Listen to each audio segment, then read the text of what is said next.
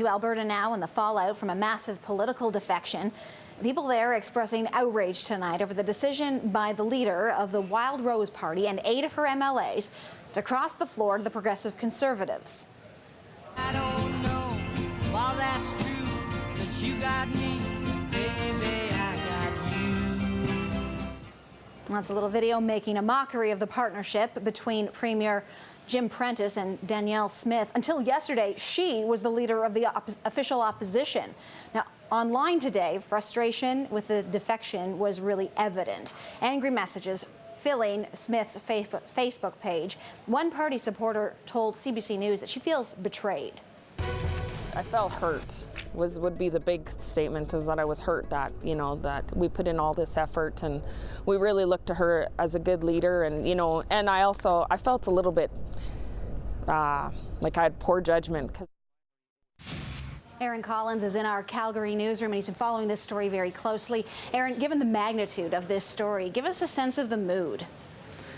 Sarah, it sort of depends on where you are, but emotions are running high really across the spectrum here. You've got frustration, betrayal, anger, jubilation. It really depends on sort of what part of the political spectrum you fit into. Obviously, a lot of supporters of the Wildrose party are feeling frustrated and betrayed by what they're seeing as being essentially stabbed in the back by the leadership of their party. Of course, if you're a progressive conservative supporter, this is happy days, so there's some jubilation going on there. And then there's a lot of resignation, I think, across the province to sort of the politics as usual here in Alberta and the difficulty we have sort of constructing a legitimate opposition, and when we have one, how it disappears.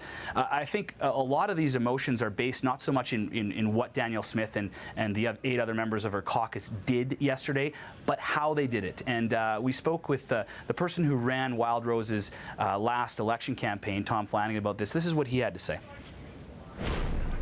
If the members of the caucus had made this argument openly to the party and said, look, we think our mission is done, we think it would make more sense now to join with the government, the party might have rejected the argument, and then the leader in the caucus would have been free to resign and move over. But to do it in secret without consulting the party, without bringing them into it, is, it really is like marital infidelity. So you can see there's also a trust issue at play here, and there's a question amongst many about whether or not Premier Jim Prentice will be able to trust these folks that have now walked across the floor. So, Aaron, what's next for those who were left behind by their leader who crossed the floor? I mean, the Wildrose party, does it survive?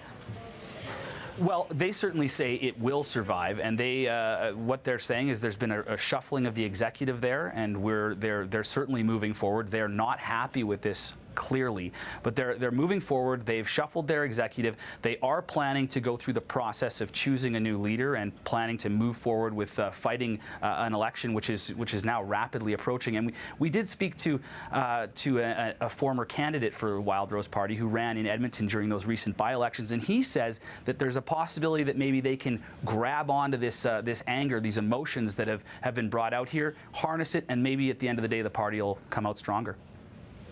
Aaron, thanks for that. You bet.